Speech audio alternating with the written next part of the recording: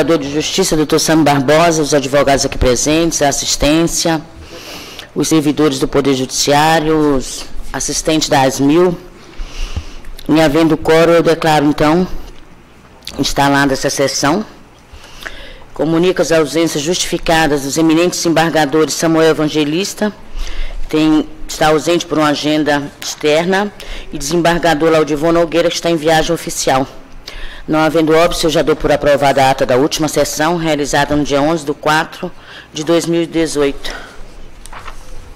Sem maiores delongas, senhores. Pois não. O embargador Samuel me ligou agora de manhã. Desembargador? Samuel, certo. Dizendo que foi fazer uns exames e, portanto, não poderá estar presente. Estou justificando. Eu acabei de comunicar a ausência dele, desembargador. Tá, ok.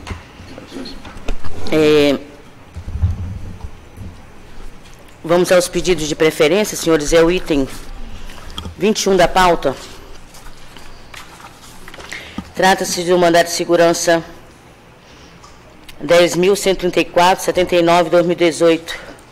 Assunto: concurso público, edital, direito administrativo.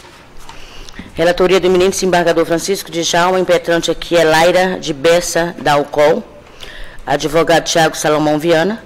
Impetrado secretária do Estado de Gestão Administrativa do Estado do Acre, SGA.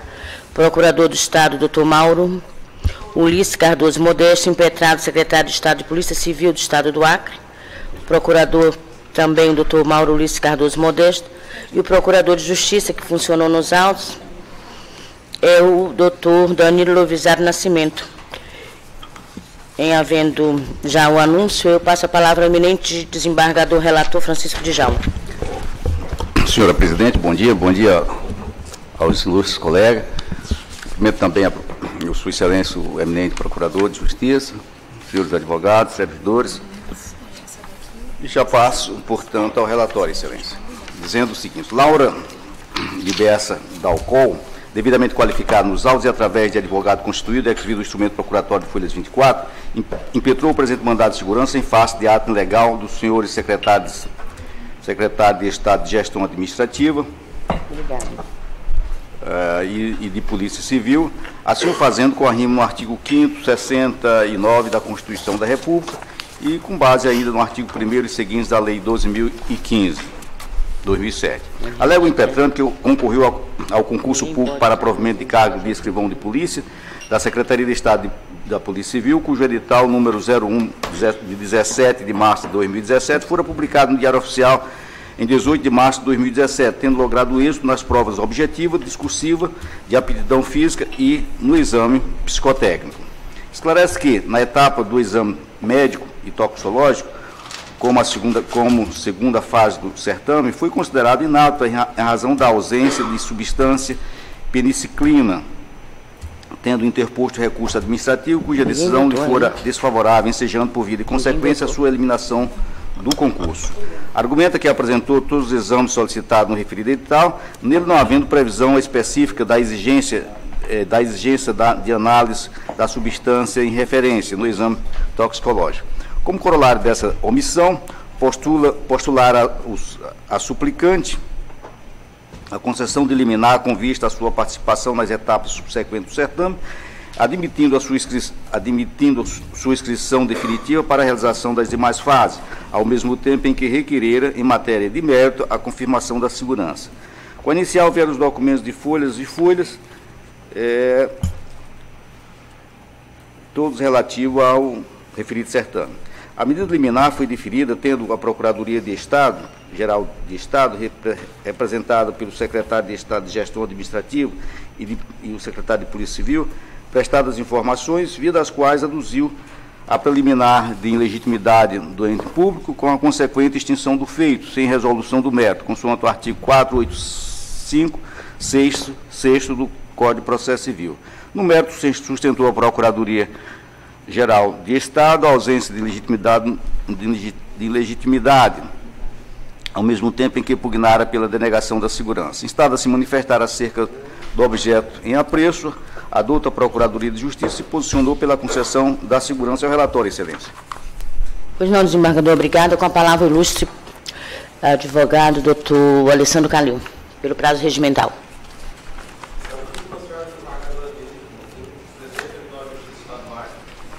Próxima votação disso aqui. Todos os representantes do Ministério Público, advogados, ao cumprimento da pessoa do doutor Dono, servidores e demais presentes. A impetrante se inscreveu regularmente no concurso para concorrer ao cargo de escrivão, onde obteve aprovação em todas as etapas e avaliações que foi submetido. No entanto, quando do resultado preliminar do exame médico e toxicológico, foi surpreendida pelo resultado final, com a justificativa de que não teria apresentado o exame referente à substância pinicildina do exame toxicológico, sob a pecha de que haveria previsão do referido exame no edital do concurso. A impetrante surgiu-se administrativamente contra o resultado provisório, argumentando que não havia expressamente nos editais do concurso a exigência da substância. A resposta simplesmente foi que a impetrante não apresentou a documentação exigida para a fase do exame médico. Excelência, existem duas razões para não prevalecer a exclusão da impetrante no certame. Primeiro, os editais nos quais mencionavam a relação dos exames médicos não especificavam expressamente, repito, expressamente, a exigência do exame da substância pinicildina.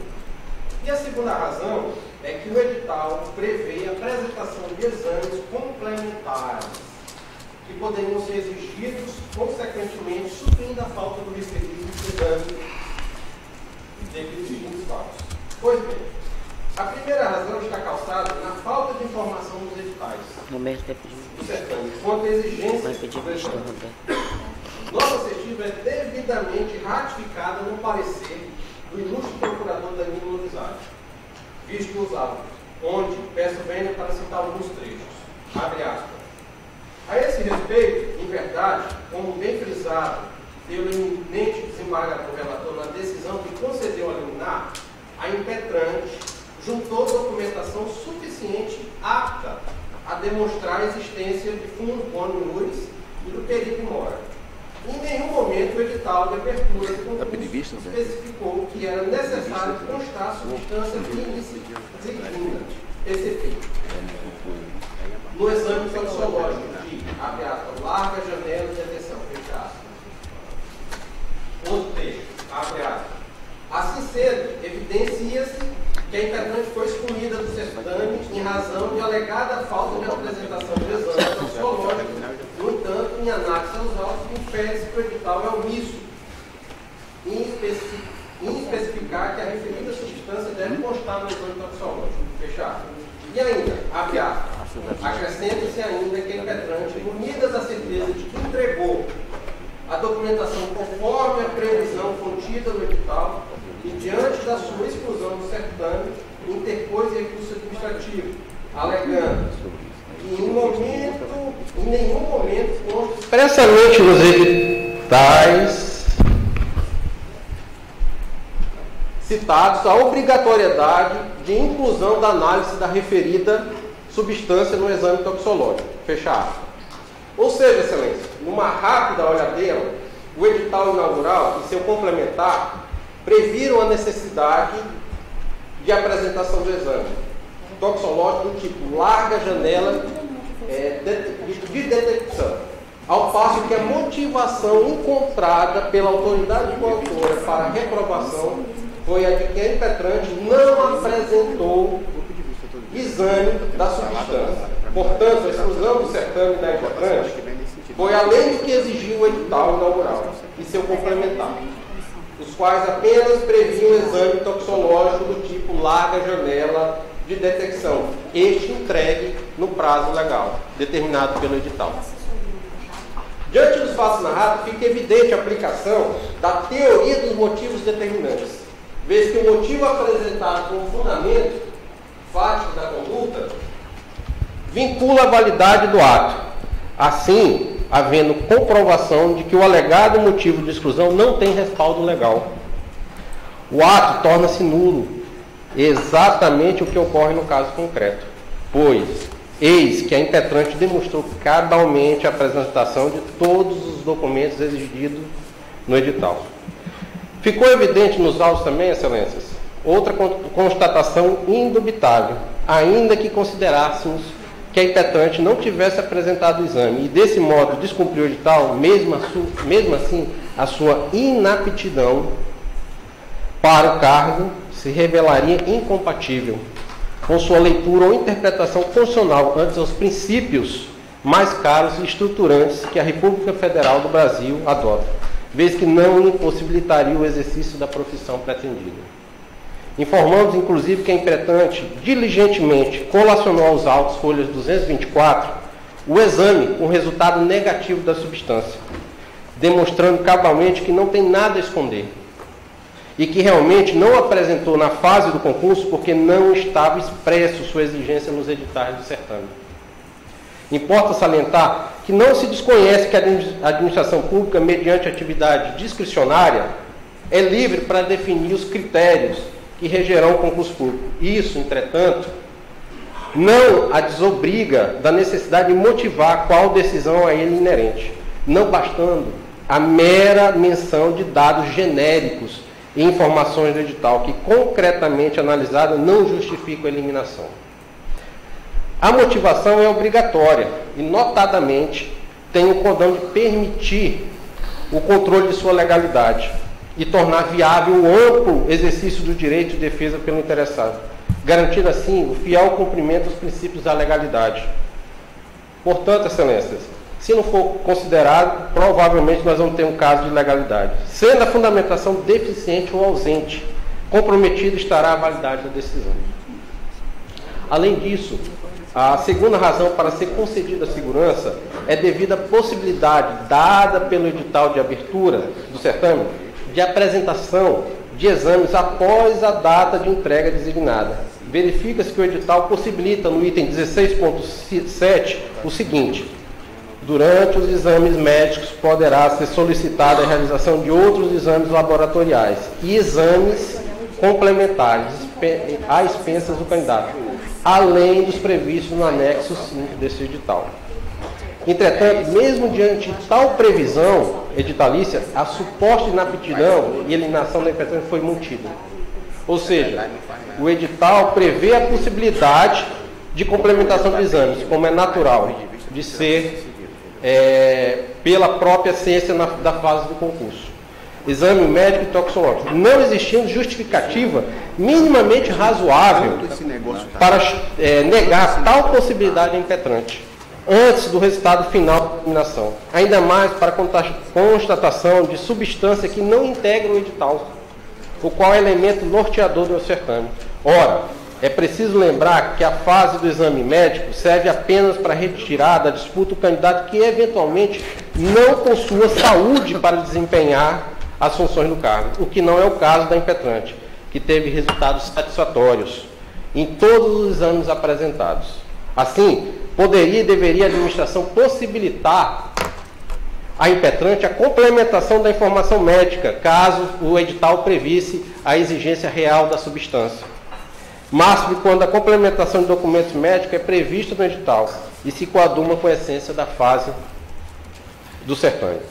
No ponto, frise que o dispositivo do edital menciona a possibilidade de complementação dos exames. Então, certo é que tal possibilidade de complementação, pela própria natureza das coisas, é medida disponível e adequada a todo candidato, não existindo justificativa fundada para se negar essa oportunidade ao candidato que entregou à comissão do concurso todos os laudos elencados no edital. Nossa assistiva foi ratificada pelo parecer do Ministério Público nos autos, onde venha para transcrever alguns trechos, quais sejam. Em resumo, a impetrante, na qualidade de candidato, em atendimento às exigências do edital, realizou os exames requisitados e o entregou à comissão. A administração, por sua vez, não procedeu com devido cuidado, pois a banca realizadora do concurso, ao receber os exames apresentados pela impetrante, emitiu o protocolo de entrega dos exames e não exigiu da candidata a apresentação do exame toxicológico da substância penicilidina, quando poderia ter feito com base o item 16.7 do edital de abertura. Fecha aspas. Diante desses fatos, e de rigor a anulação do ato administrativo que desclassificou a candidata como inapta e determinou sua eliminação do concurso, para fim de reconhecer sua aptidão, bem como seu direito de prosseguir nas demais fases do certame. Se for verdadeira a premissa de que o edital do concurso é a lei do certame e a vincula, e suas regras, tanto a administração quanto o candidato inscrito, é lícito compreender que a autoridade coatora não poderia exigir exames na qual não está expressamente exposta no edital.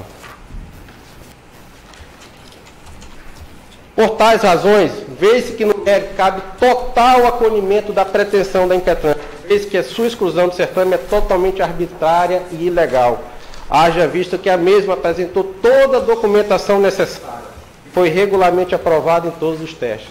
É o que se requer. Muito obrigado. Obrigado, doutor Calil. Com a palavra, o ilustre procurador de Justiça, doutor Sami Barbosa.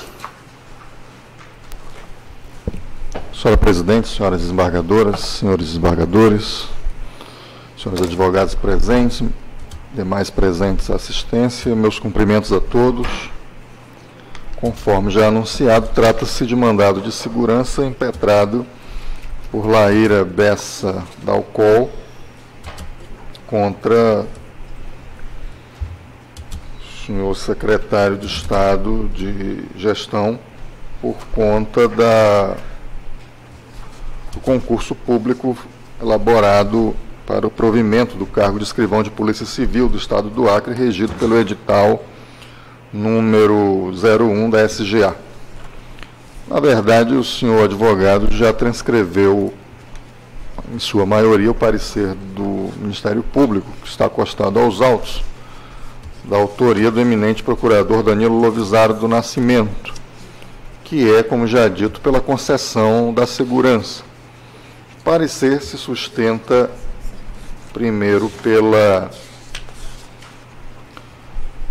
não acolhimento da preliminar de legitimidade passiva ad causa, suscitada pela douta Procuradoria-Geral do Estado do Acre, em razão de estar sob a sua esfera de responsabilidades a realização do concurso público, embora terceirizado a uma empresa particular. Este ponto eu também reitero, no sentido de afastar esta preliminar.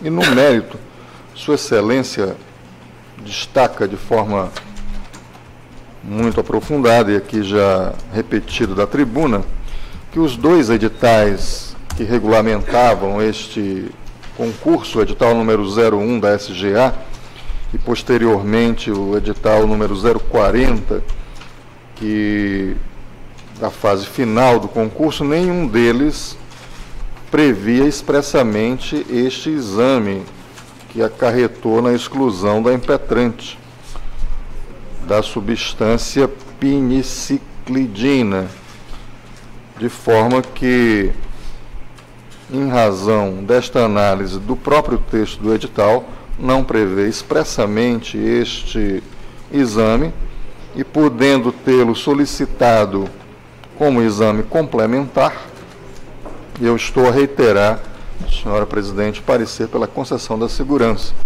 enxergando aqui o abuso de autoridade, o abuso neste deslinde a afetar direito líquido e certo amparável pelo presente writ. É a manifestação. Obrigado, doutor Sami. Com a palavra, o último relator. Pois não, Excelência. Eu vou dando continuidade ao julgamento, passo então ao exame da preliminar de legitimidade passiva. Sustenta a Procuradoria-Geral de Estado, como representante legal dos impetrados, que há um equívoco no chamamento do Estado para o polo passivo da presente ação, uma vez que este não possui atribuição para rever o ato impugnado, qual seja a anulação do resultado referente à etapa do exame médico toxicológico. Isto porque tal atribuição se deve à banca examinadora. À luz desses argumentos, requer o Estado a sua exclusão do polo passivo da presente mandamental, extinguindo-se o feito sem julgamento de mérito nos termos do artigo 485 do CPC.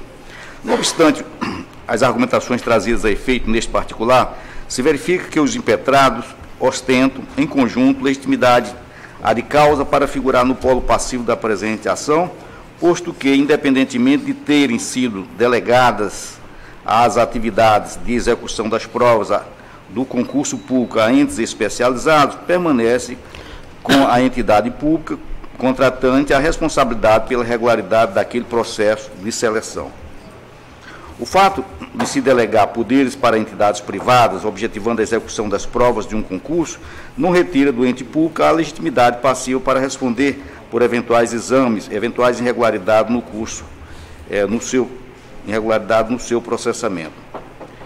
Recai sobre as autoridades demandadas, no exercício regular de suas atividades funcionais, a competência para convocar os candidatos do exame, do concurso, segundo o edital de folhas e folhas.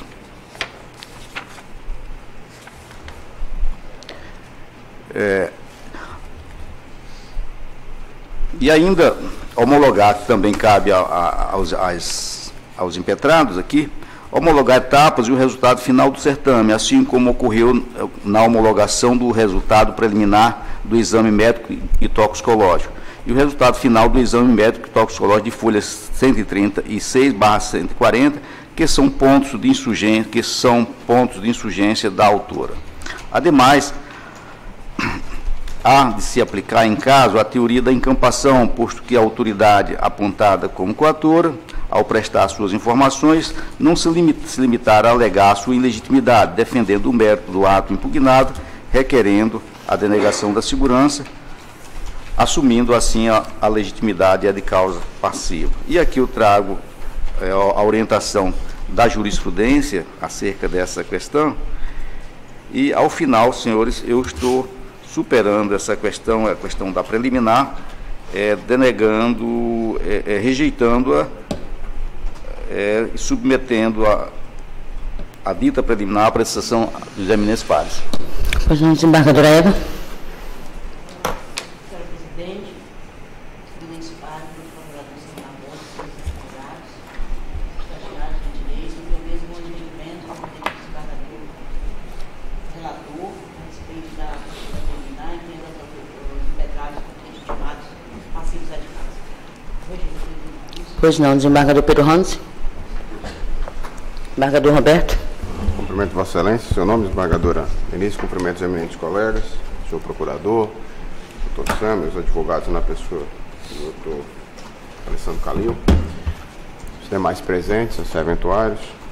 Eu vou pedir vista, senhora presidente, desse processo. Eu pedi vista de outros processos similares e eu já desde logo anuncio ao eminente advogado que trarei na próxima sessão. Tá? Vou pedir de vista. Desembargadora Cesarinete Angelim. Senhor presidente, já consoante votos que emiti nessa linha, eu acompanho o relator pelos seus votos finalmente. Pois não.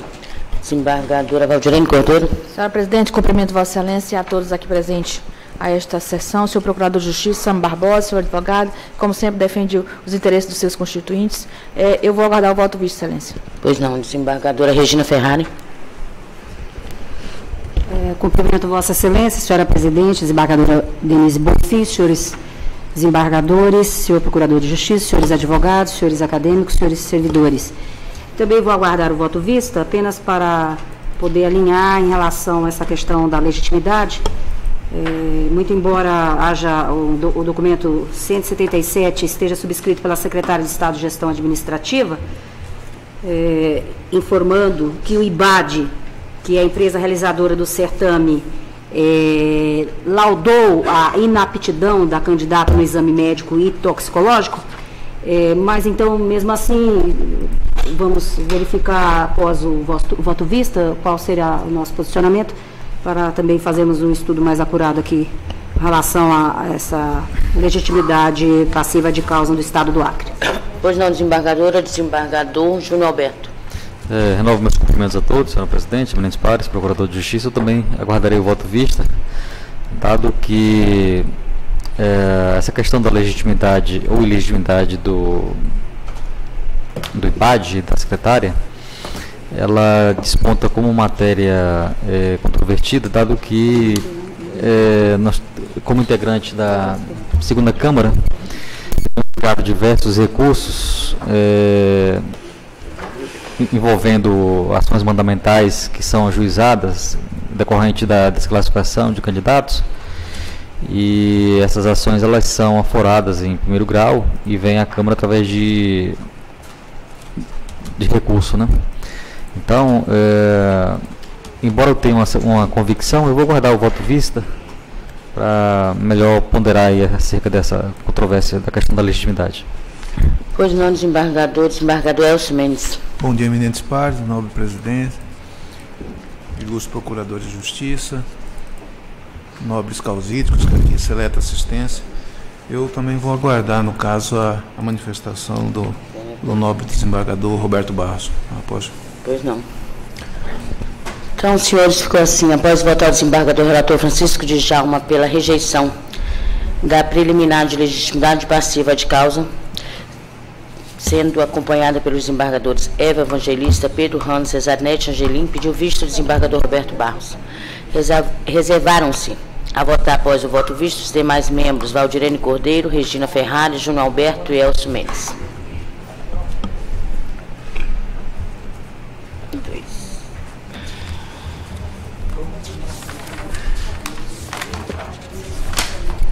Senhores, continuando o julgamento, eu anuncio então o mandato de segurança, o item 42 da pauta. Mandato de segurança 10.284, 60/2018, da relatoria da eminente desembargadora Cesarnete Angelim.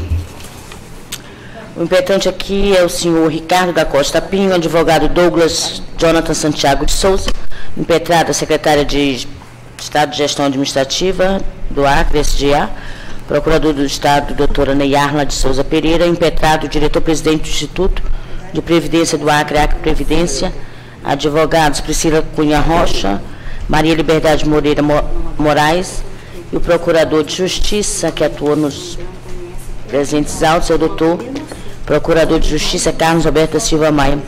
Desembargadora Cesarnete Angelim, Vossa Excelência tem a palavra. Inicialmente quero cumprimentá-la, senhor presidente, eminentes colegas presentes, doutor Sami Barbosa, procurador, advogados, secretário da Justiça e seleta assistente.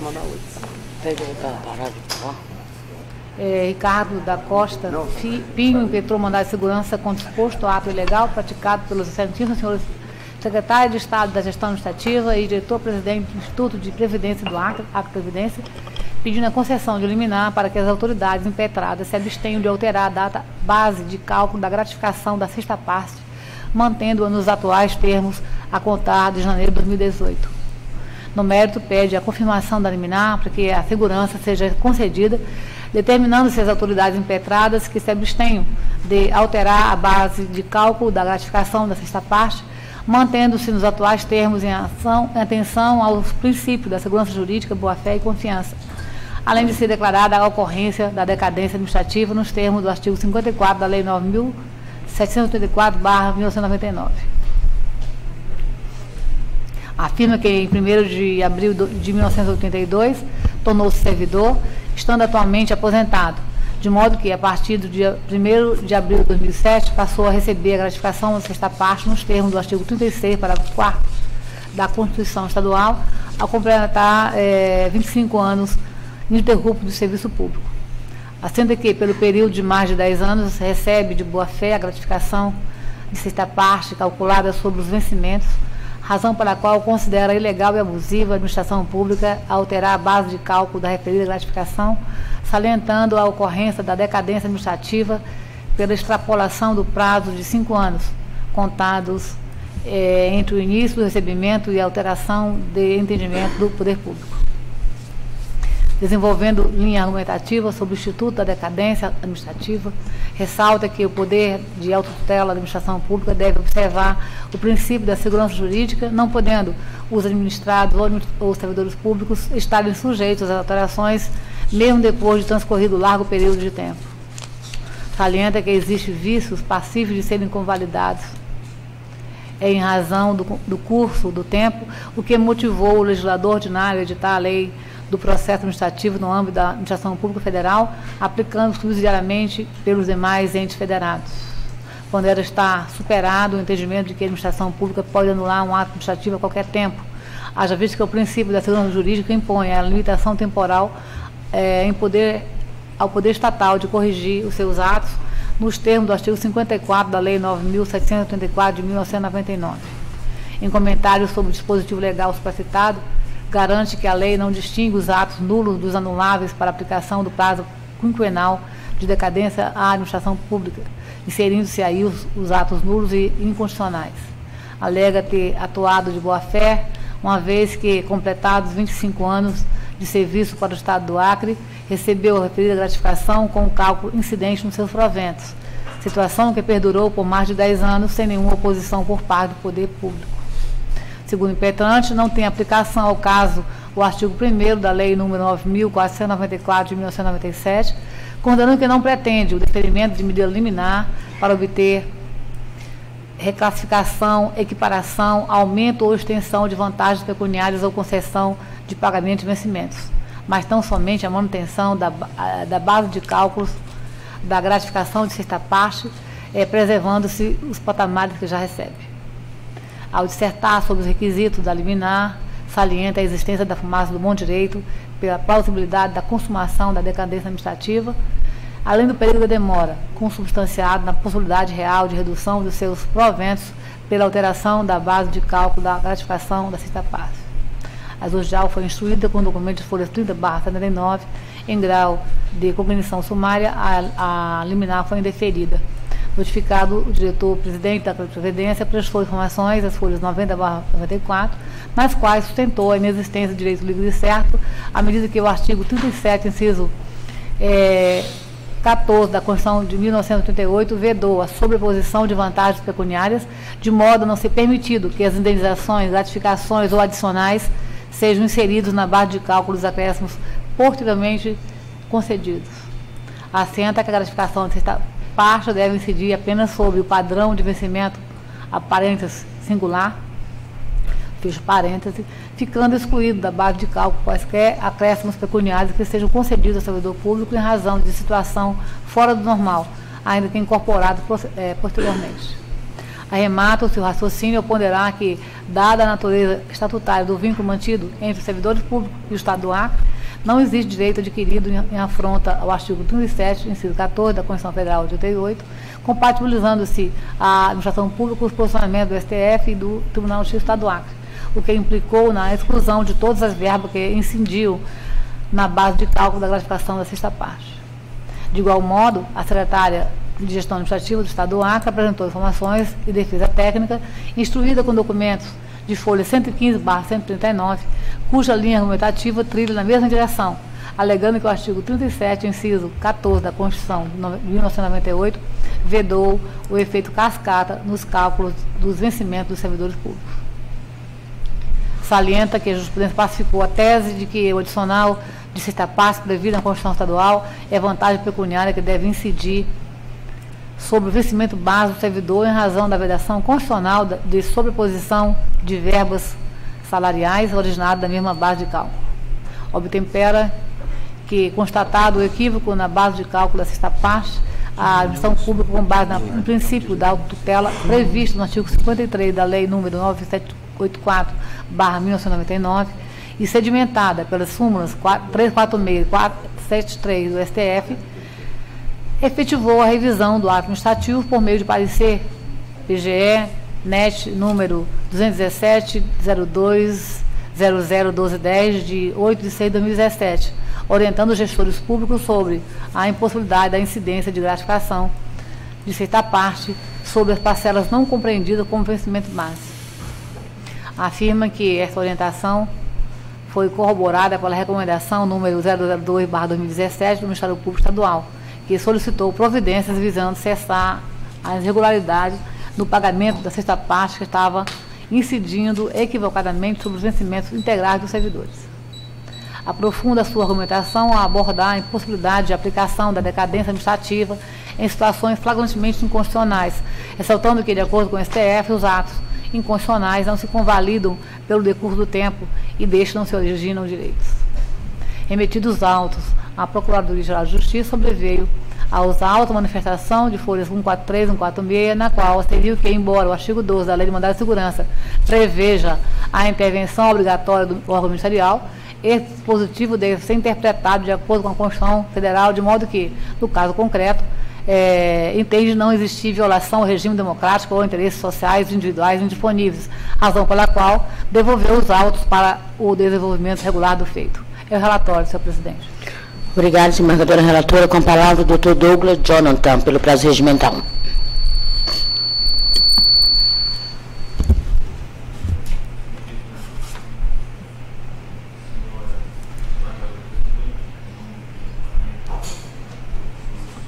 Integrantes, agora melhorou, a todos os integrantes desse Tribunal de Justiça, dos representantes do Ministério Público, servidores do Judiciário, colegas advogados aqui presentes, servidores do ProSaúde, que estão aqui aguardando o próximo julgamento. Cumprimento a todos com um bom dia nesta data que Deus nos concede. Excelências, o tema já é bastante conhecido deste tribunal, acerca da decadência administrativa. Ou seja, a administração pública pode rever seus atos a qualquer momento, tem lá fundamento na súmula de 1963, a súmula 473 do Supremo Tribunal Federal, no momento em que o país vivia um estado de exceção e não existia a Lei 9.784 de 99. Então, os prazos eram... A administração pública revia seus atos sem qualquer prazo para que ela o fizesse, violando aí o princípio da segurança, o princípio da boa-fé, e isso era feito, isso ocorria. Porém, com o advento da Lei 9.784 de 99, houve aí um freio neste poder ilimitado de autotutela da administração pública. É certo também que a posição da administração pública, no caso do Estado do Acre, ao modificar a base de cálculo da gratificação de sexta parte dos servidores, o fez com uma recomendação do Ministério Público Estadual, que por sua vez veio de uma posição do Tribunal de Justiça, acerca da inaplicabilidade do efeito cascata sobre a mesma natureza jurídica de determinada gratificação, no caso específico a sexta parte e o anuênio, uma posição já até antiga do STF, quando veio a emenda constitucional 19, a reforma administrativa feita lá nos idos de 98, quando estabeleceu essa vedação. Todavia, no nosso entendimento, o Tribunal de Justiça do Estado do Acre, o STJ e o próprio Supremo Tribunal Federal vinha aplicando a decadência administrativa. Até 2 anos atrás, o STF e o STJ. O Tribunal de Justiça do Estado do Acre permanece ainda no mesmo entendimento, embora não unânime, mas por maioria ampla, aplica a decadência administrativa acerca dos atos, quando a administração pública, no seu poder de autotutela, deixa ultrapassar um prazo aí de 5 anos, estabelecido no artigo 54 da Lei 9784. Ocorre que o STJ mudou de novo. Nós temos o agravo regimental no RESP 657-781 da Universidade Federal do Rio de Janeiro, que teve lá como agravado Iriete Braga, servidores daquela universidade, da relatoria do ministro Napoleão Nunes, datado de junho de 2017, que retornou novamente a aplicação da decadência administrativa. O Supremo Tribunal Federal vinha também aplicando, tem várias decisões que nós colocávamos nos nossos mandatos de segurança, que patrocinamos acerca da posição do STF. que mudou, acredito que em 2016, 2015, 2016, com um mandato de segurança da Associação dos Notários do Brasil, aqueles que eram donos dos cartórios desde o Império. Entendiam que tinha ocorrido a decadência administrativa e não queriam sair dos cartórios. O Supremo disse que não se aplicava a decadência administrativa nas matérias, nos atos administrativos que violassem dispositivo da Constituição. Essa foi naquele momento. Só que o Supremo recebeu o recurso extraordinário 817338 da relatoria do ministro Dias Toffoli, que inclusive vai ser pautado agora. O ministro pediu pauta que versa sobre esse tema. Novamente, o Supremo vinha aplicando a decadência, deu uma parada por conta dessa questão dos notários do Brasil, da associação, mas em 2016 o ministro Dias Toffoli do Supremo reconheceu a repercussão geral e novamente vai discutir essa situação acerca da aplicação ou não. Lá nesse caso específico desse recurso extraordinário 817338, acerca dos anistiados, em que foram anistiados, voltaram, depois disse não pode, novamente eles saíram, aqueles servidores, e aí liminarmente as instâncias inferiores entenderam que eles deveriam permanecer, e a matéria chegou ao STF, e o STF deve se posicionar já com todos os amigos cures, todas as partes já informadas, ou seja, o processo pronto para julgamento. E eu, nessa pesquisa para fazer a sustentação oral, verifiquei que o ministro Dias Toffoli pediu pauta para julgar esse processo. Mas, especificamente o Tribunal de Justiça do Estado do Acre, nós pedimos à impetrante que o tribunal mantenha a jurisprudência, mantenha a posição já dominante de aplicar a decadência administrativa, mesmo nessa discussão dos atos que, em tese, são inconstitucionais, que violem dispositivo da Constituição, e que foi sustentado tanto pelo Estado do Acre como no parecer do Ministério Público, que discordamos, mas não queremos entrar nessa situação, até porque o nosso objeto, nosso pedido central, que se confunde com o método, que é prejudicial, que é a decadência administrativa. Nosso requerimento, nosso pleito é que o tribunal aplique a decadência, conceda segurança, como mantendo a jurisprudência já dominante desse tribunal. Então, nosso pleito é a concessão da segurança pela decadência administrativa. Obrigado. Muito obrigado, doutor Douglas. Com a palavra, o ilustre representante do Ministério Público, doutor Samir Barbosa. Senhora Presidente, senhoras desembargadoras, senhores desembargadores, eu reitero meus cumprimentos. Digo a Vossas Excelências que há um parecer nos autos da lavra do eminente procurador Carlos Roberto da Silva Maia, no sentido da não manifestação do Ministério Público em razão, na sua ótica, da inexistência de assunto que justifique a atuação ministerial. Eu vou, em plenário, discordar desse entendimento do meu eminente colega, destacando justamente o assunto, diz respeito à matéria constitucional, portanto, diretamente afeta o direito público.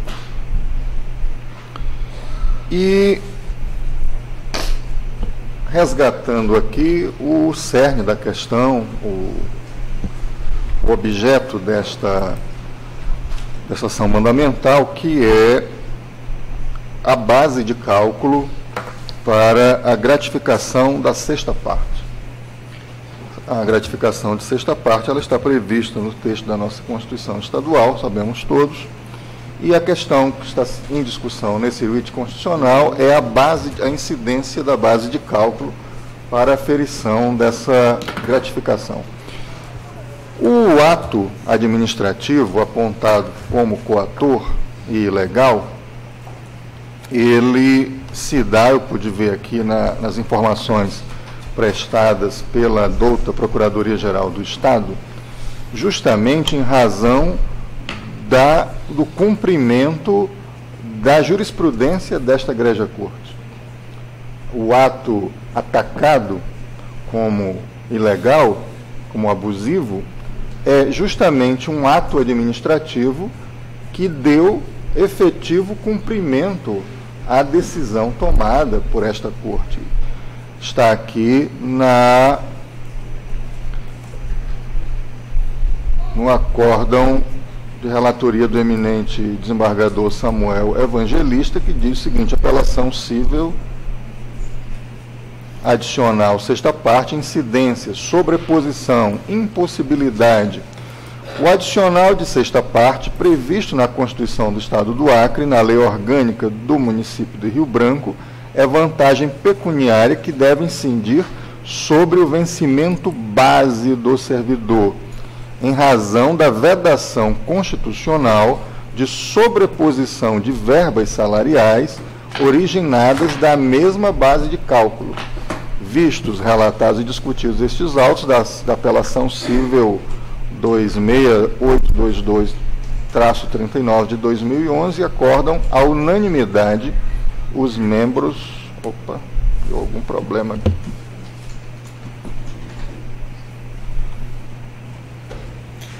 Presidente, me socorra que deu um problema aqui no notebook. Pois bem, mas continuando, já deu tempo suficiente para ler o teor desta decisão tomada por esta egrégia corte. Em cumprimento, dando efetividade a esta decisão, que a Procuradoria-Geral do Estado exarou o parecer vinculante aqui mencionado da tribuna, 2017.02001210, orientando a Secretaria de Estado de Gestão a incidir esta decisão do plano administrativo, ou seja, homenageando pode desligar aqui, a decisão proferida por esta egrégia corte. Também em homenagem à decisão desta corte, foi exarado a recomendação do Ministério Público, do órgão de controle administrativo de defesa do patrimônio público, exarou a recomendação MP 02/2017 ao Poder Executivo para que observasse no plano administrativo esta decisão tomada pelo Tribunal de Justiça do Estado do Acre. De forma que a decisão administrativa aqui atacada, o ato administrativo aqui atacado, se dá em conformidade tanto com a decisão tomada pelo Tribunal de Justiça, quanto com as recomendações do Ministério Público e do parecer vinculante da TGE. A alegação de fundo, e ficou muito bem destacado aqui na brilhantíssima defesa que vem da tribuna, tem como cerne, portanto, a alegação, a tábua de salvação na questão da possibilidade ou não da decadência dos atos administrativos. Me parece que o principal argumento que vem da tribuna é, muito bem, há uma questão de fundo de natureza constitucional, já reconhecida por esta egrégia corte, que sabemos, é a instância última, a instância máxima da justiça no Estado do Acre. Há uma recomendação do Ministério Público em que se dê cumprimento a esta decisão, que inclusive constava aqui da manifestação da PGE, há decisões do STJ no mesmo sentido. Estou impossibilitado de mencioná-lo em função do momentâneo problema técnico aqui do notebook, mas referências jurisprudenciais do STJ neste sentido, é de que a base de cálculo de incidência de sexta parte é o vencimento básico do servidor.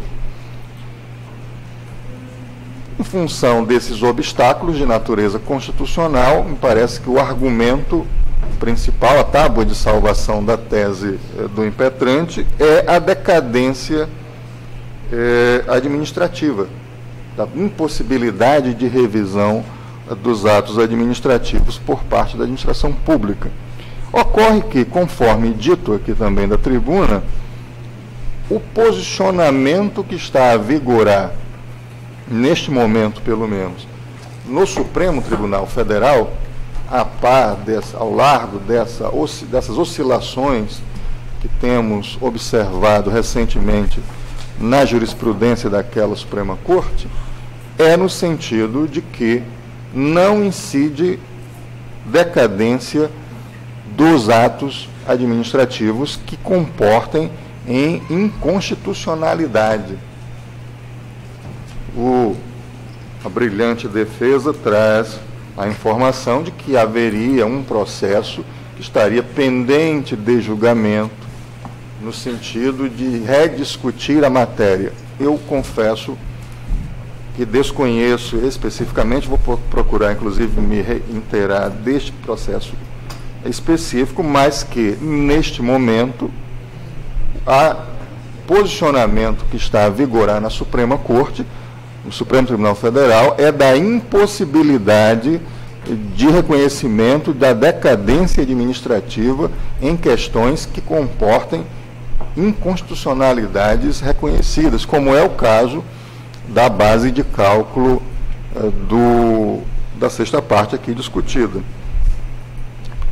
De forma que eu não vejo como podemos superar essa questão neste momento. De forma, senhora presidente, que eu estou modificando aqui, pedindo todas as vênias para modificar o parecer ministerial e com esses argumentos me posicionar pela denegação do mandamos por impossibilidade, por obstáculos de natureza constitucional. Essa é a manifestação do Ministério Público. Muito obrigado, doutor Sam. Deu um problema no seu computador, nós vamos trocá-lo, tá? Está chegando um da informática. Com a palavra, a ilustre relatora. Voto. Trata de mandado de segurança impetrado por Ricardo da Costa Pinho contra o suposto ato legal praticado pelo excelentíssimo senhor secretário de Estado da Gestão Administrativa e diretor-presidente do Instituto de Previdência do Acre, a Previdência, pedindo a concessão da segurança para que seja determinada às autoridades impetradas que se abstenham de alterar a base de cálculo da gratificação de sexta parte, mantendo-se nos atuais termos em atenção aos princípios da segurança jurídica, boa-fé e confiança, além de ser declarada a ocorrência da decadência administrativa nos termos do artigo 54 da Lei 9.784 de 1999. Passo ao exame do mérito.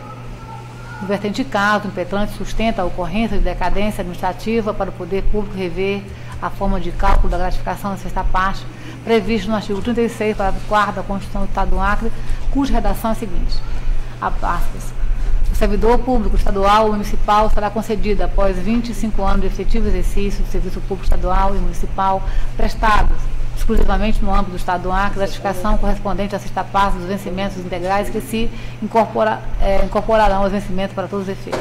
Fecho aspas.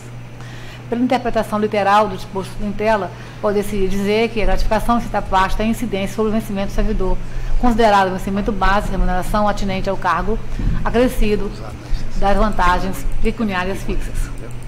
Entretanto, a norma em questão deve estar alinhada aos ditames da Constituição Federal, artigo inciso 14 do artigo 37, que dispõe sobre os acréscimos pecuniários percebidos pelo servidor público, não serão computados nem acumulados para fim de concessão de acréscimos ulteriores. Ou seja, veda expressamente que uma gratificação incida sobre a outra para compor os vencimentos finais do servidor. Assim, a interpretação sistemática remete à conclusão de que a gratificação de sexta parte deve ser calculada de acordo com o vencimento base, visto que a Constituição Federal veda o chamado efeito cascata, através do qual uma gratificação entra na composição de outra. Atento também à referida vedação constitucional, este tribunal sedimentou a sua jurisprudência como ilustre julgado paradigmático abaixo copiado em verbes. Apelação civil, remuneração adicional, sexta parte, incidência, sobreposição e impossibilidade. o adicional desta parte previsto na Constituição do Estado do Acre e na Lei Orgânica do Município de Rio Branco é vantagem pecuniária que deve incidir sobre o vencimento base do servidor em razão da vedação constitucional de sobreposição de verbas salariais originadas da mesma base de cálculo. Vista, etc. Apelação CIV número 2682239-2011. Relator foi o desembargador Samuel Evangelista. Desembargador Samuel Evangelista, julgado no dia 4 de 8 de 2015.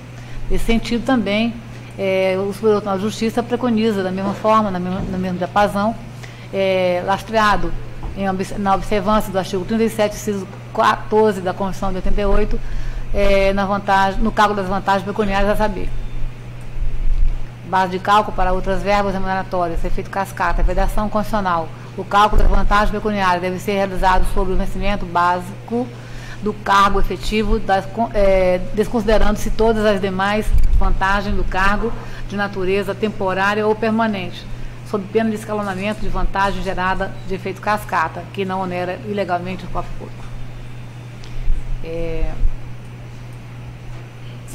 Agravo regimental no recurso de mandado de segurança 30.108/MS, relatora ministra Maria Tereza Assis Moura. Na mesma hermenêutica, também trago aqui, colacionando também fragmentos jurisprudenciais do Supremo Tribunal Federal, na mesma linha, ou seja, a impossibilidade de se fazer, a incidir na base de cálculo vantagem remuneratória devida ao servidor, verba devida sob o mesmo fundamento. Então, eu trago aqui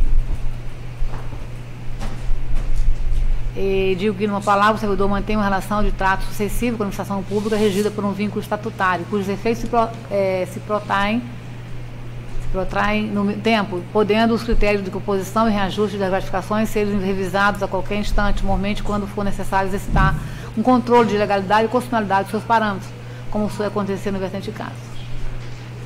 Infere-se, então, que pela renovação contínua do liame jurídico, o impetrante não detém direito livre e certo ao regime jurídico, estando a administração pública autorizada a modificar a composição dos vencimentos dos servidores públicos a qualquer tempo, ainda mais se essa modificação tiver por escopo a adequação da sua composição às regras esculpidas na Constituição Federal.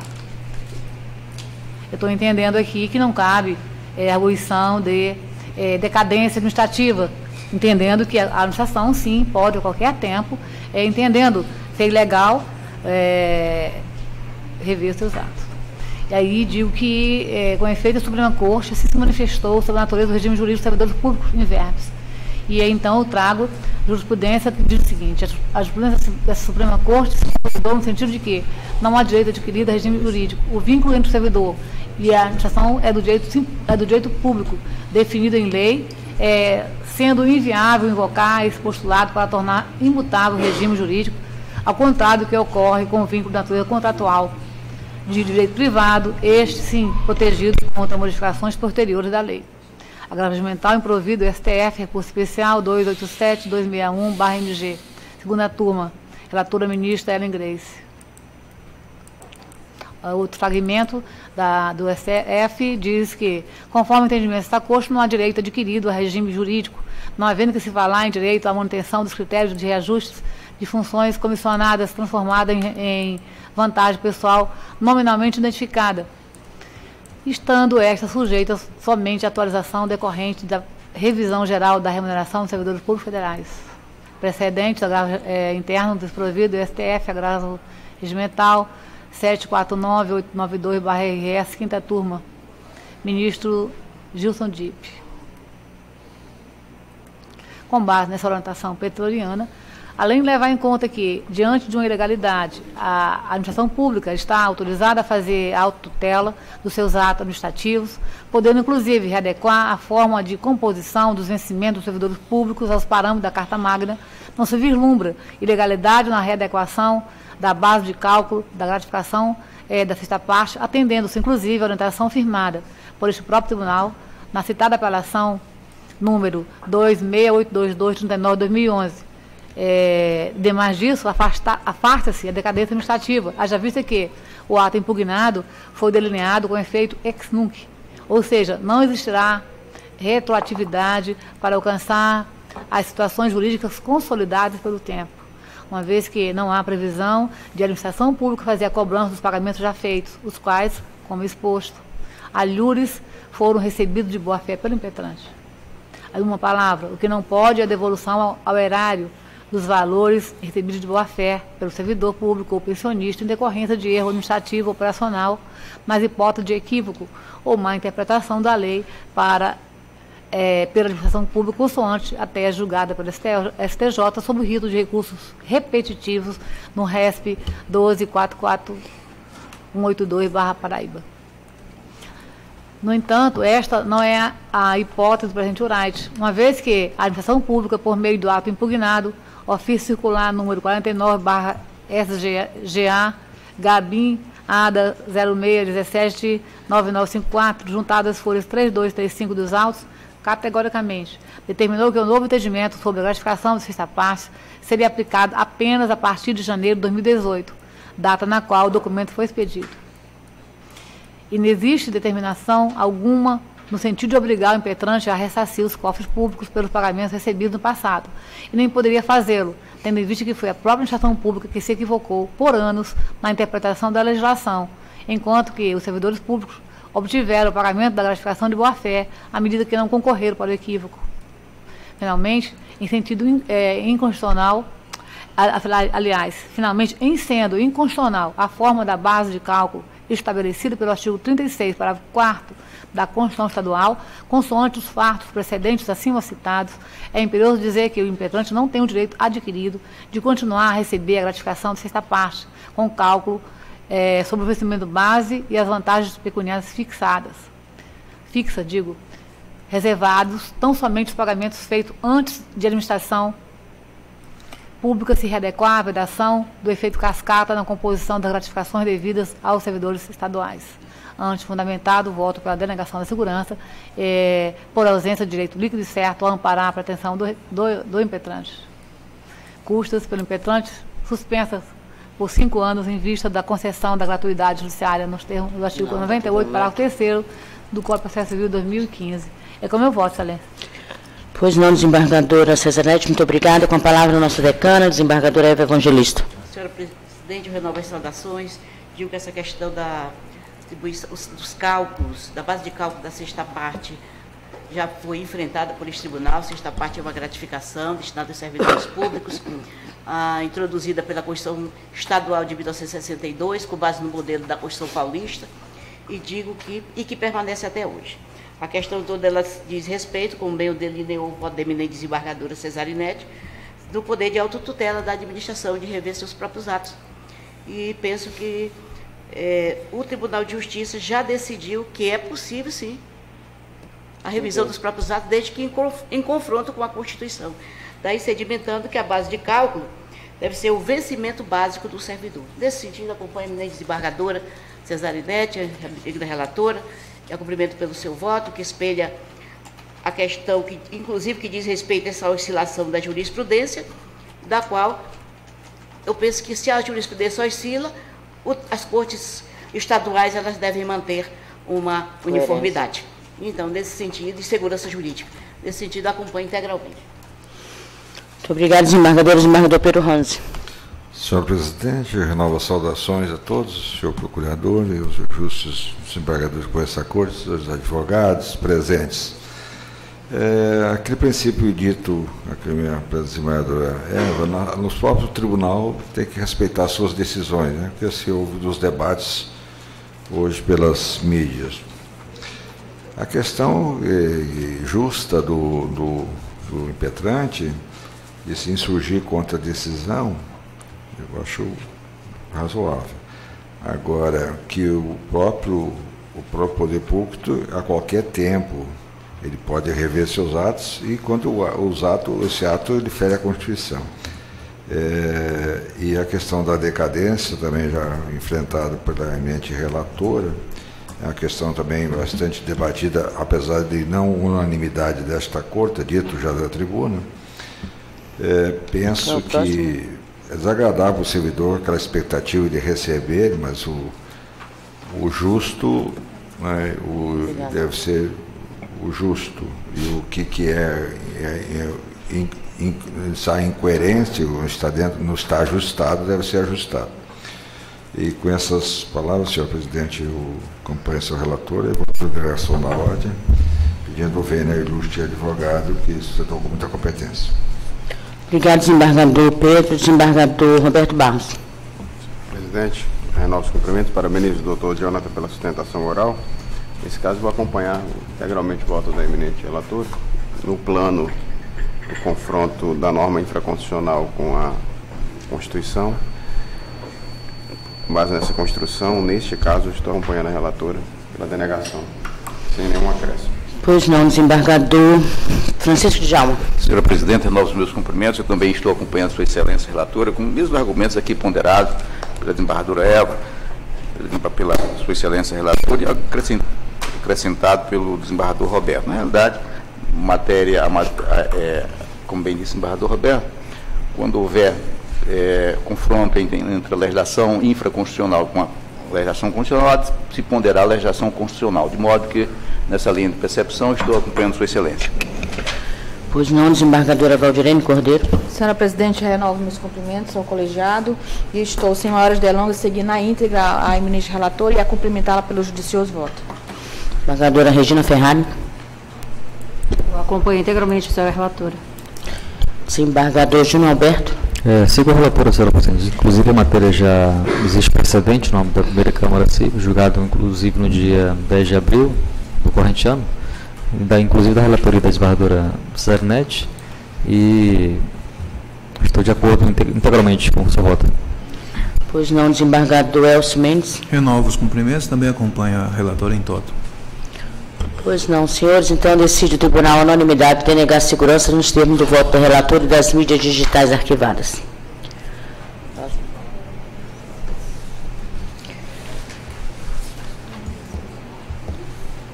Senhores, o item também pedido de preferência.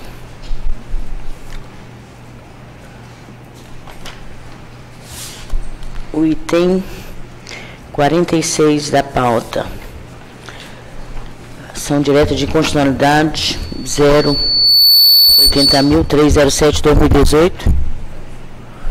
Relatoria do eminente desembargador Elcio Mendes. Requerente Procurador-Geral Adjunto para Assuntos Jurídicos, Procurador de Justiça Dr. Sami Barbosa Lopes, requerente Ministério Público do Estado do Acre, Procurador de Justiça, igualmente Dr. Sami Barbosa Lopes, requerida Assembleia Legislativa do Estado do Acre, Aleacre. Eu concedo a palavra, então, ao eminente desembargador Elcio. Presidente, só por uma questão de ordem, presidente. Foi protocolado, a segunda diretora me comunicou, e os advogados também, pelo período da madrugada, dois pedidos com relação a atuar como amicus curiae, né? Uhum. E também pede para usar do plenário para fala. Da minha parte, como relator, não existe óbice, tá?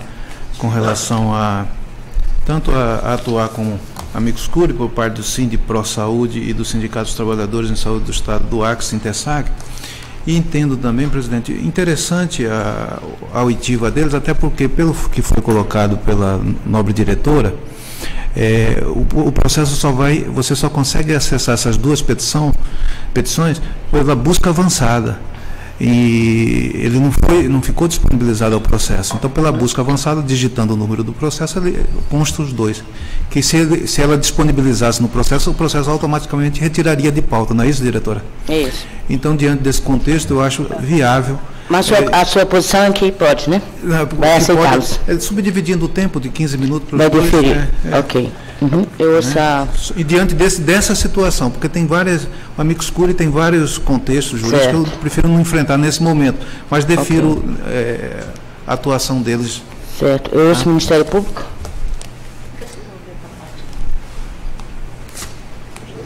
Senhora presidente, eu reitero os cumprimentos e lembro à Corte que se trata de uma ação direta de inconstitucionalidade.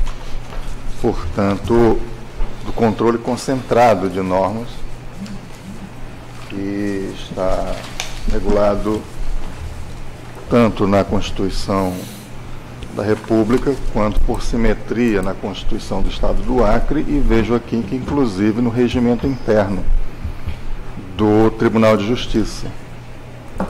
Na verdade, a ação direta de inconstitucionalidade no controle concentrado, ela diz respeito ao Parlamento. É uma ação no controle corretivo, vamos dizer assim, da normatividade infraconstitucional, superados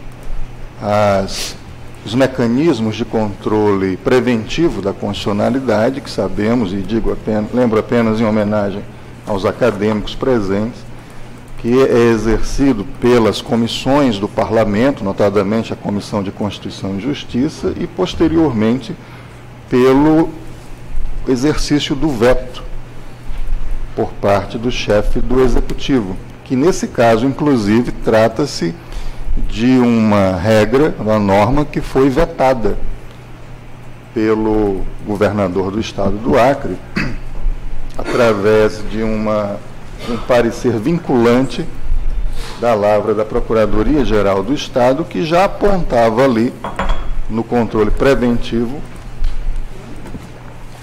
o diverso ferimento ao texto da Constituição, tanto da Constituição Federal, por simetria da Constituição do Estado do Acre.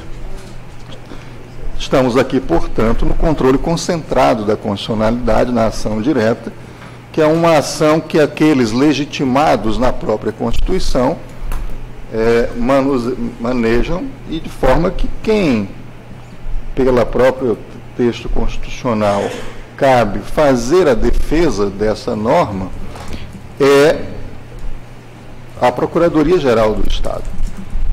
Porque a ação não se inquina diretamente em matéria afeta às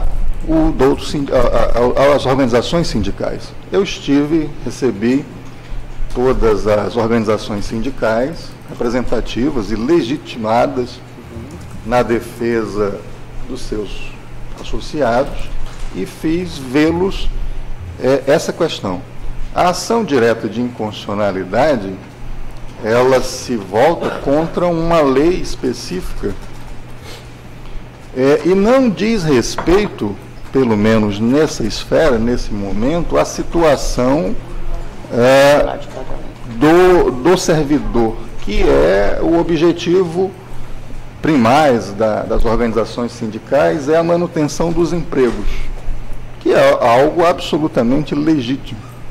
De forma que, penso eu, que neste momento, nessa discussão da ação direta de inconstitucionalidade, não há legitimidade sequer dos sindicatos em atuar como amicus curiae, atuar nesta...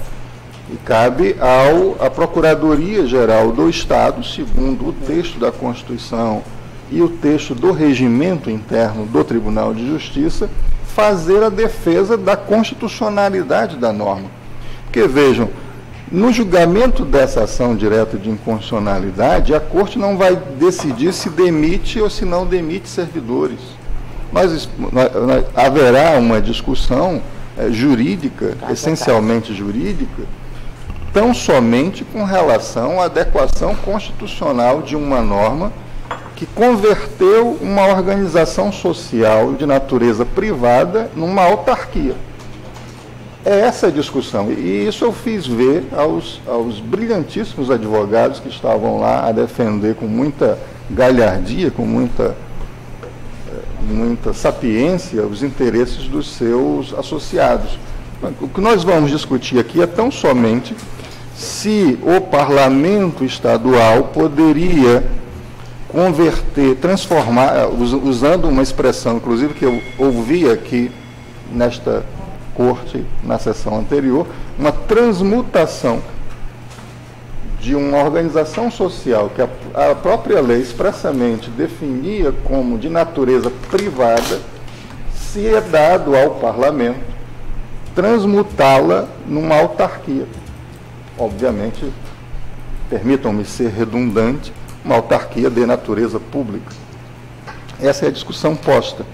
E uma questão que antecede esta questão é se um parlamentar poderia propor esta matéria ao parlamento. É isso que vai ser discutido, a natureza absolutamente técnica. O texto da Constituição, ele é amplo.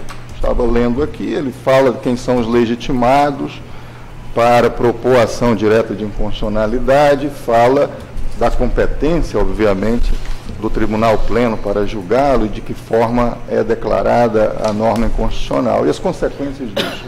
E aí eu tive a curiosidade, fazia algum tempo que não me mergulhava no regimento interno desta Corte, e houve, inclusive, algumas alterações, e vi aqui que essa matéria está disciplinada na seção 5 do regimento interno do Tribunal de Justiça, a partir do artigo 253, em que ela regula o trâmite da ação direta de inconstitucionalidade.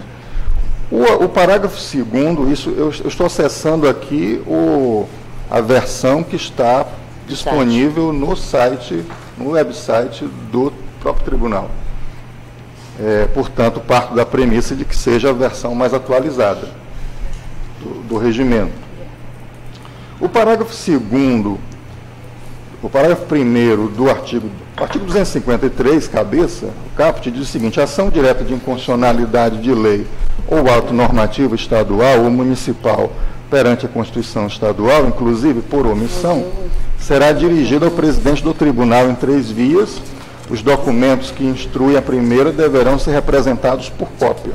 Parágrafo 1º. Proposta a representação, não se admitirá desistência, ainda que, afinal, o Procurador-Geral de Justiça se manifeste pela sua improcedência. Parágrafo 2º. Não se admitirá assistência a qualquer das partes. Isso está no regimento desta Corte. Né?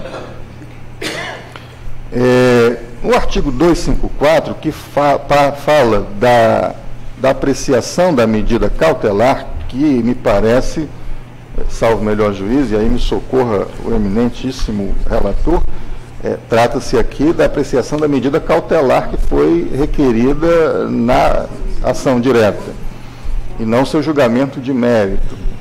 Com relação à apreciação por esta Corte da medida cautelar, sequer há previsão de manifestações, salvo melhor entendimento.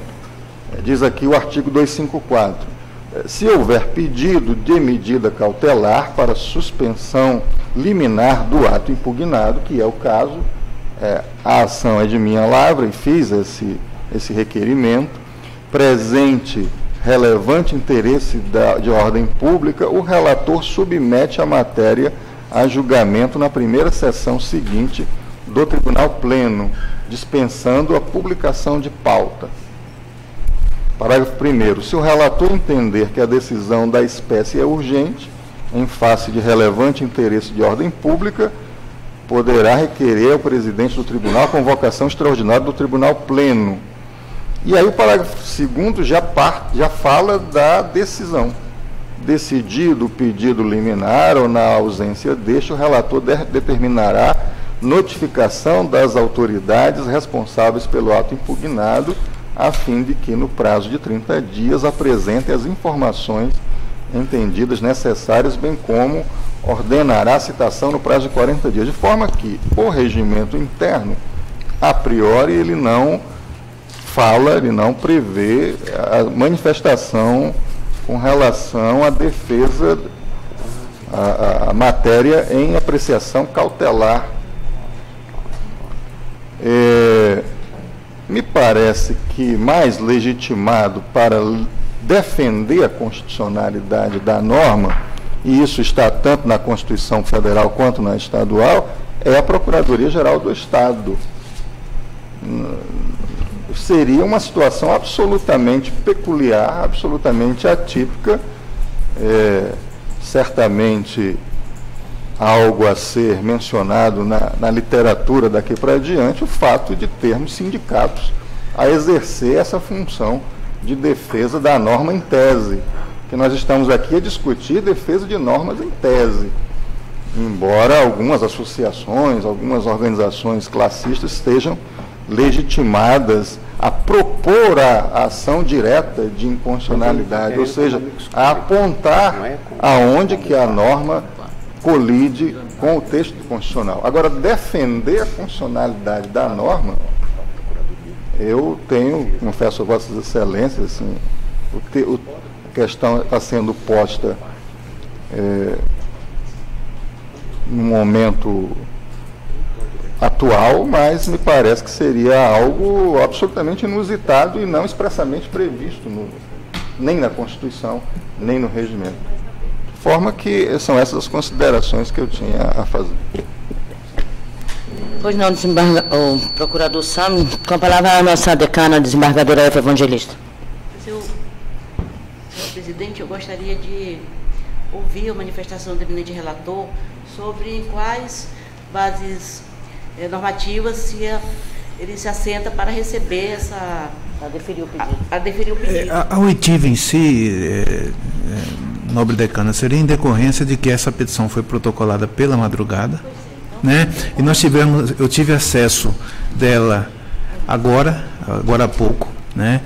E seria levar justamente aos demais membros o conhecimento dela, né? A ideia seria essa, e como aborda várias situações, nada mais justo que todos tenham o conhecimento, até diante do que a nossa diretora colocou, que diante desse pré-requisito da busca avançada, ele não foi disponibilizado ao processo, entendeu? Então, em decorrência desse contexto, é que eu concederia esse prazo para a fala, mas é evidente que o que foi disposto pelo nobre procurador está coberto de razão com relação ao contexto, mas a situação é a situação pontual do ocorrido.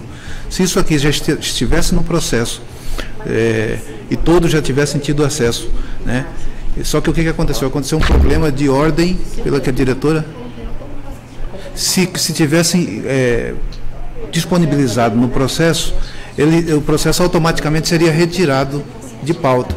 Então, por um dever de lealdade que eu entendi. Ilustre relator, mas diante do que o Ministério Público, o senhor está indo então pelo indeferimento? Sim. Indeferimento. E que todos agora têm ciência da petição que pode ser acessada pela busca avançada. Embargadora Eva. Também caminham pelo indeferimento, não há previsão legal, que a questão de respeito à defesa de norma em tese, caso de controle de constitucionalidade difuso. Parece que é isso aqui, de constitucionalidade difusa. É isso que nós temos que verificar. E sem conhecer as peças, até fica difícil, né, de aferir a legitimidade. Cabimento, vejo que não existe. Então, eu também acompanho a Vossa Excelência pelo indeferimento, porque teríamos que ter uma deliberação do relator. Sim. Primeiramente. Eu penso que primeiramente a deliberação do relator se possibilitasse a parte adversa, a manifestação e não manifestação oral. Penso que deveríamos caminhar nesse sentido. Né? Guarda uma certa relevância, eu vejo que parece que temos uma plateia de interessados e penso que eu pondero que deveria ser realizado formalmente a vista a parte adversa. Sim. Para que pudéssemos ter conhecimento. Não, ele já está apto. Já. Vossa Excelência, pelo cabimento. Pelo não indeferimento. Pelo indeferimento da assistência. Isso. Eu também, com a normativa, os nossos normativos vamos lá. assistência nesta fase. Acompanhe, Vossa Excelência. Pois não, eu vou colher o voto da desembargador Pedro.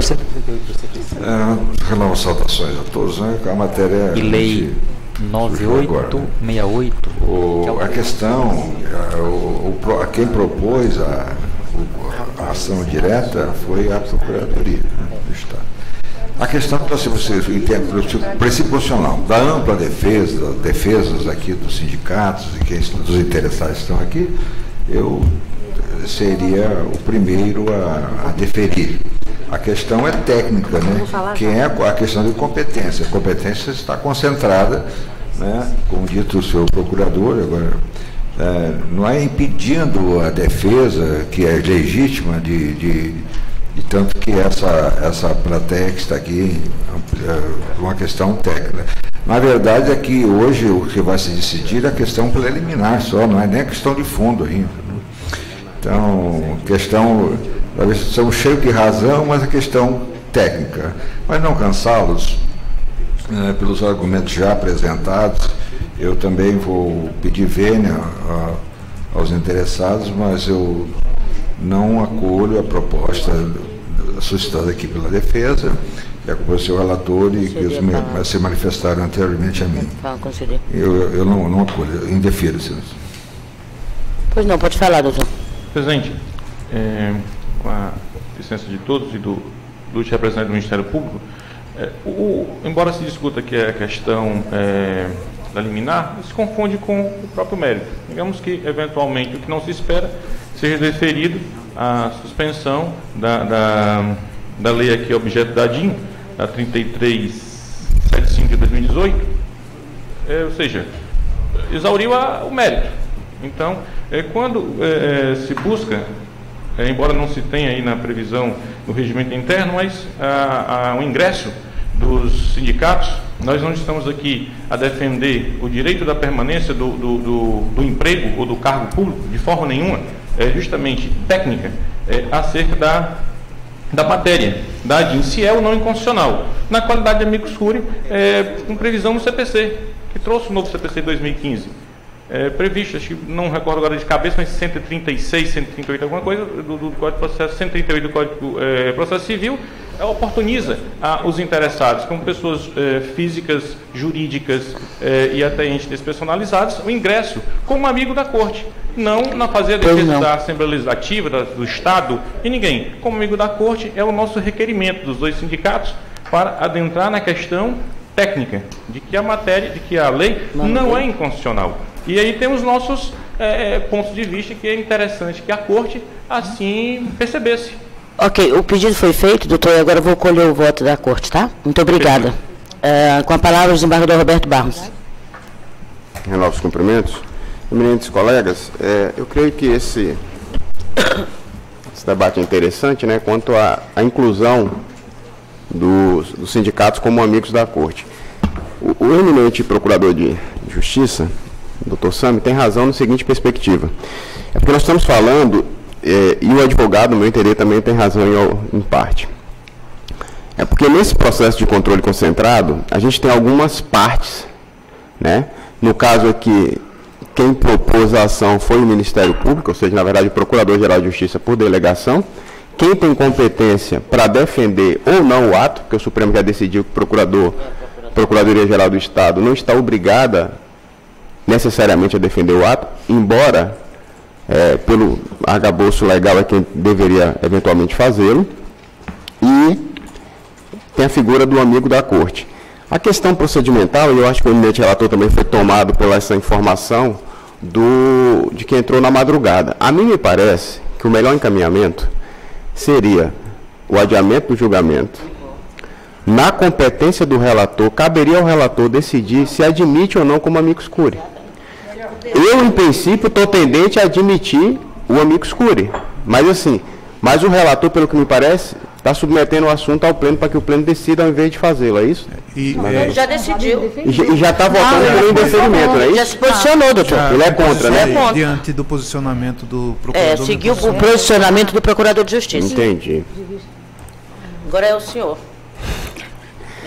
Sem prejuízo de posterior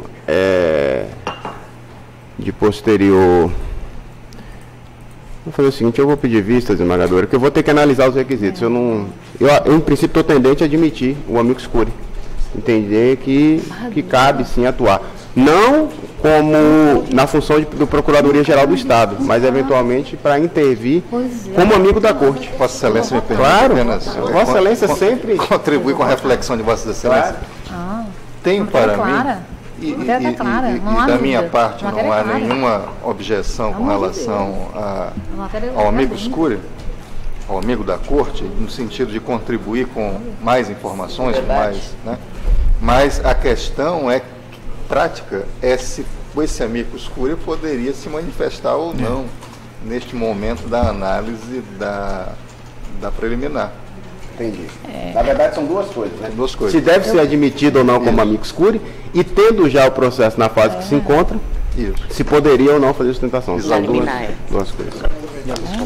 Então eu vou fazer o seguinte, eu vou acompanhar o voto do relator por hora, sem prejuízo de que eu possa refletir sobre o assunto, desembargador. Mérito, né? Nós temos julgamento do mérito ainda, então... Desembargador Roberto, Vossa Excelência me permitiria uma parte no seu voto, só para contribuir para o debate, senhora presidenta?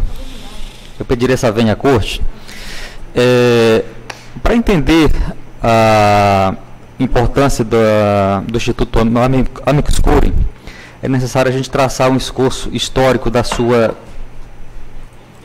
implementação no nosso ordenamento jurídico. Tá?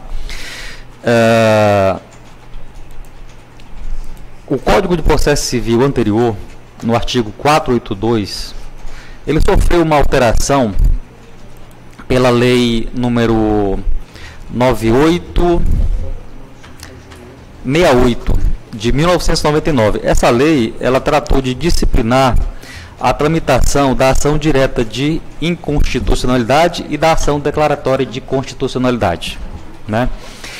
E aí, o dispositivo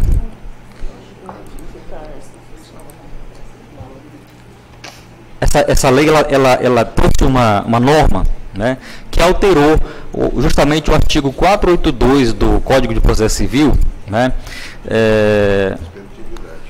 acrescentando o parágrafo 3º, que trouxe a seguinte redação: o relator, considerando a relevância da matéria e a representatividade dos postulantes, poderá admitir por despacho irrecorrível a manifestação de outros órgãos ou entidades. Então, desde 99, com a promulgação dessa lei, com a aprovação dessa lei, o Instituto do Amicus Curiae passou a ser utilizado no nosso ordenamento jurídico nas ações que versam sobre constitucionalidade ou inconstitucionalidade da lei, né? Porque nós sabemos que, ao certo, o controle concentrado da constitucionalidade da lei, ela tem o plano prático de estipar para o ordenamento jurídico aquelas leis que forem inconstitucionais ou declarar sua constitucionalidade, mas também há um plano prático de que algumas categorias vão suportar diretamente os efeitos dessa declaração, né?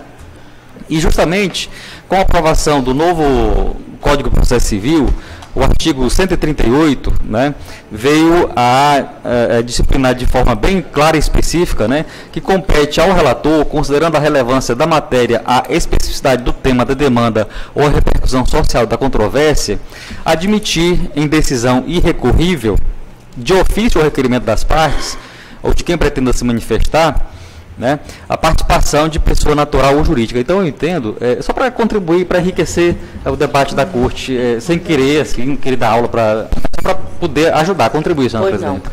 Eu entendo que caberia ao relator, né, apreciar a inclusão, admissão ou não do amicus curiae. Doutor, ele já o fez. É que ele indeferiu agora, eu entendi melhor. Ele indeferiu, a princípio, ele deferiu. Ao ouvir a manifestação do ilustre procurador, eu passei a palavra ao ilustre relator e ele indeferiu com base no posicionamento do Ministério Público. Então eu penso que a competência não é do Pleno. E essa decisão é irrecorrível do relator. Ele já indeferiu, mas é do relator. Já indeferiu. O que acontece? O que eu trouxe a situação ao plenário foi em respeito a todos os desembargadores e a todas as partes envolvidas, porque isso foi me disponibilizado minutos antes da sessão. Então, por um dever de lealdade, essas peças ainda não foram juntadas ao processo, porque está só através da busca avançada que teria acesso. Então, por um dever de lealdade, eu tinha que colocar essa situação em mesa. Eu compreendo que, logo na minha primeira manifestação, eu disse que deveria ter uma manifestação, os fundamentos que se apoia o relator para deferir ou indeferir. Vossa Excelência disse que estava fundado nas alegações do Ministério Público. Eu pondero no sentido de que Vossa Excelência fizesse, já que nem juntado ao processo está, parece que está fora do mundo. Chegou, mas não está. Não, fora, não, mas através da busca avançada. Fora do mundo não está, porque o relator tem conhecimento. Eu gostaria de votar. Que a competência do relator. Eu gostaria de votar. Eu acho que ele não votou. Desembargadora, agora eu ouço a eminente desembargadora Cesarinete Angelim. Desembargador Roberto. Gostaria de votar. Desembargadora. Cesarinete, antes de Vossa Excelência, quer se manifestar, desembargadora? Ainda eu concluo. Sim, o senhor já votou? Não, não, o senhor já votou, senão eu vou votar. Eu vou acompanhar vou concluir meu voto. Não, pensei que Vossa Excelência queria uma parte, não tem problema, desembargadora. Queria só ser cordial com Vossa Excelência. Eu acompanho por hora o voto, porque o relator, pelo que eu entendi, está indeferindo. Então, a competência, no meu entender, do relator, Sua Excelência indeferiu, eu acompanho Vossa Excelência. E se for do pleno, por hora eu também te acompanho. Tá? Pois não. Desembargador Cesarinete Angelim. Vamos acabar logo com isso.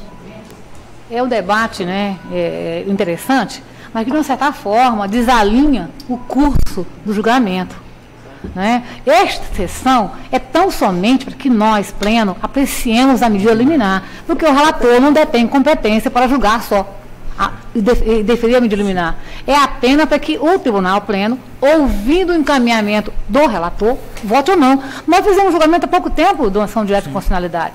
Eu estou muito atenta às razões que foram expostas, muito bem expostas, as ponderações dos sindicatos, dos servidores que aqui se encontram, mas nós vivemos num regime jurídico constitucional. Então, a lei, a ação direta de inconstitucionalidade, ela é uma ferramenta, ela é uma ação que ela não é contra ninguém, né? Ela é um instrumento que a lei põe à disposição das categorias, das entidades, das partes que ela elenca, que são legítimas, para impugnar a validade de um ato normativo. É só essa ação direta de inconstitucionalidade, o objetivo dela é impugnar um ato normativo. Quem tem interesse, dentro desse contexto de partes legítimas, para fazer essa defesa? Procuradoria-Geral do Estado. Eu não vejo como o sindicato possa vir aqui defender, nem ser parte num processo dessa natureza, porque tem uma linha, ele tem um procedimento específico, inclusive regulamentado na nosso regimento interno. Não é? Então, assim, esta celeuma que se criou aqui me parece despropositada, data máxima mais venha. E eu acompanho o voto do relator, entendendo que ambos são partes ilegítimas para figurar nos autos e também entendendo que não cabe a nenhuma das duas entidades fazer sustentação oral, sustentando-me também no eminente e brilhante parecer do Ministério Público.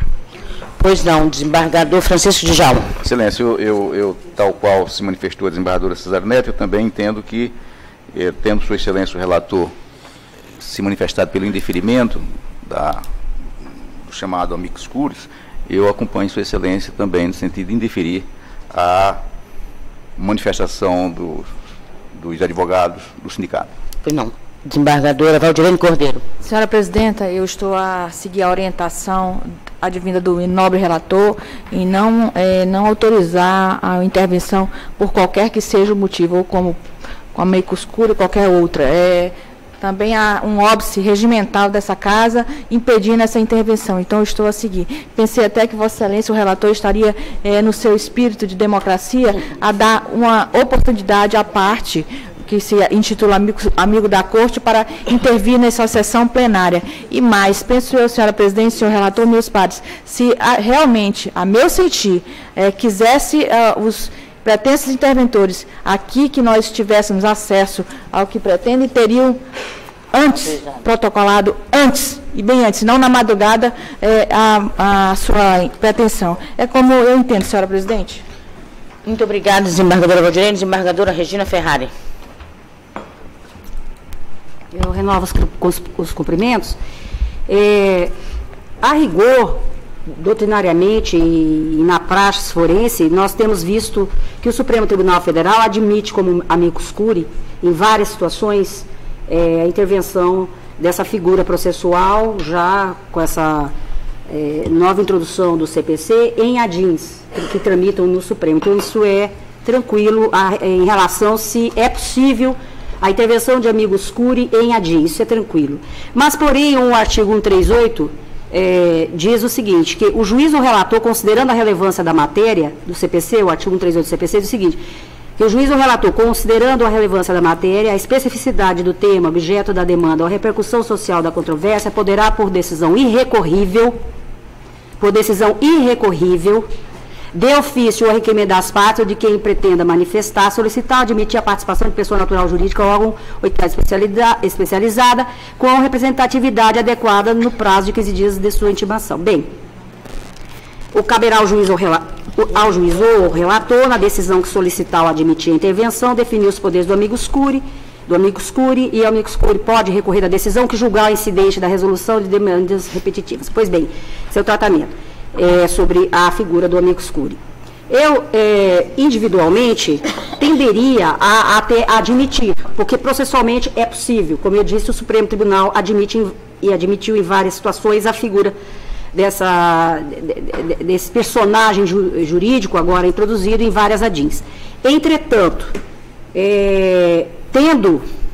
sendo essa decisão do relator, no caso, como diz o 138, e tendo em vista que ele já indeferiu, e as razões dele me parece que são aquelas que foram, que o senhor aderiu às razões de argumentação do senhor Procurador-Geral, então, como a decisão é unipessoal neste caso, e ela diz, poderá, por decisão irrecorrível, de ofício, requerimento das partes, enfim, eu vou acompanhar Vossa Excelência, a fim de que o processo tramite...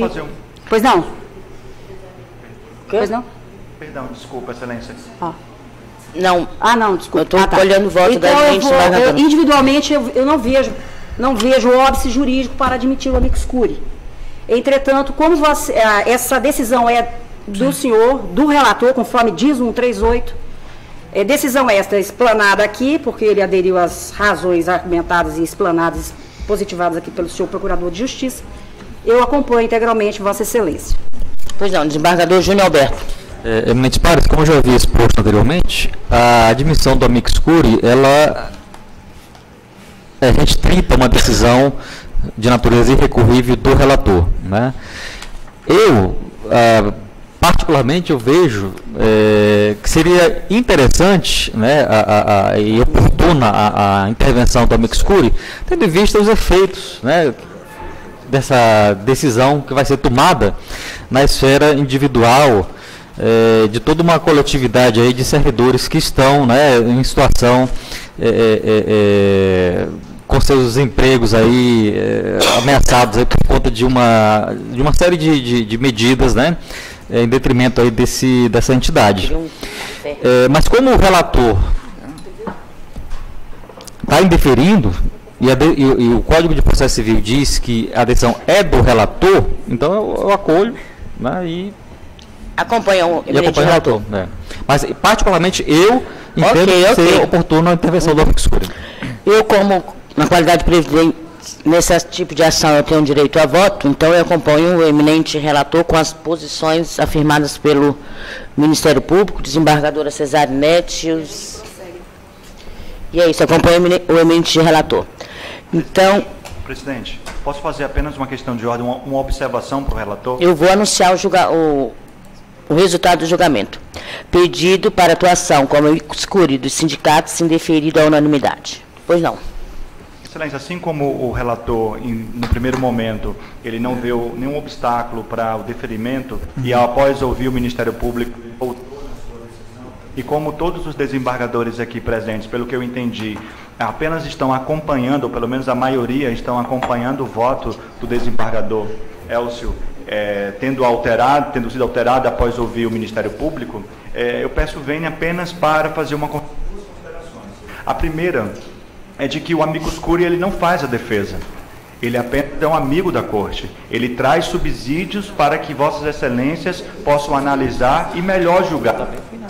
Segundo, em homenagem, desembargador, ao princípio do contraditório, eu peço a Vossa Excelência que volte atrás na sua decisão, porque, embora a lei diga, a legislação diga que cabe a PGE fazer contraditório, a defesa da ALEAC, a PGE e ela não irá fazer a defesa da ALEAC. Então, como que os deputados, o legislativo será defendido? volto a frisar, não cabe ao amicus curiae fazer a defesa, mas ele trará algumas ponderações para que vossas excelências possam analisar o caso, como, por exemplo, a questão se era OS ou se não era OS. Então eu peço, Vossa Excelência, que reconsidere. Só para a desembargadora Valdinene, uma correção de fato em relação à desembargadora Valdinene, nós não entramos antes, porque soubemos dessa ADIM ontem, aliás, e aí passamos o dia todo fazendo, trabalhando até de madrugada para fazer os que pudessem de desenvolvimento. E além disso, mesmo não tendo juntado, que realmente não foi juntado, porque foi essa madrugada, às 2 horas da manhã, que eu consegui finalizar, o desembargador ele pode fazer de ofício, então não haveria nenhum óbice em relação a isso. Só isso. Obrigado. Muito obrigada. E eu já proclamei o resultado e eu vou... Senhora Presidente, me permita, Vossa Excelência já proclamou o resultado, mas como foi da tribuna, me não foi nominado, eu reafirmo que o meu posicionamento, para além do entendimento do nobre relator, eu estou fulcrada, senhora Presidente, no artigo 253, parágrafo 2º, e forjada ainda, senhora Presidente, no artigo 138 do CPC. E reafirmo o posicionamento, agradeço seus esclarecimentos, penso até que é um momento inusitado da fala do nobre representante da parte que pretendia ser amicus curiae, mas é assim que penso, senhora Presidente. O seu espírito democrático sempre presente em todos os julgamentos. Muitíssimo obrigada. Pois não. A decisão é recorrida também. Você Eu viu também penso que por isso que eu quero... Já está encerrado o julgamento, eu acompanhei o eminente relator, mas por isso que eu penso que o relator, ele deva... Eu sei que o desembargador Elcio, que em razão vamos dizer, da conturbada juntada pela madrugada da petição, Vossa Excelência não deva ter tido tempo suficiente para aferir, mas eu insisto que cabe ao relator, como eu disse a desembargadora Regina, e disse isso desde a minha primeira afirmação no voto, cabe ao relator deferir ou não. É uma decisão unipessoal, irrecorrível. Então, nós estamos aqui, o que eu penso que o tribunal fez foi chancelar a decisão de Vossa Excelência, porque cabe ao relator também, recebendo o requerimento do amicus curiae, ele delimitar qual será a atuação do amicus curiae. Poderá juntar a petição, não somente a de juntar a petição e de ser recebido como amicus curiae, mas também poderá fazer sustentação oral? Poderá juntar documentos? Como será a partir de agora? É o questionamento que eu faço. Poderá a partir de agora juntar documentos, perícias, seja o que for? Esse que é o grande problema, é que não houve delimitação de qual será a atuação do amicus curiae, porque ponderei seguidamente, não fui ouvida, de que deveria ter ocorrido a formalização do pedido do amicus curiae dirigido ao relator, e não pela madrugada. Pessoalmente. Pois não, muito obrigada. Nós temos ainda que decidirmos acerca da medida cautelar. E eu vou pedir, venha a Vossa Excelência, para 10 minutinhos, tá? Suspender a sessão, para que depois a gente volte, ok? Muito obrigada. Está suspensa a sessão.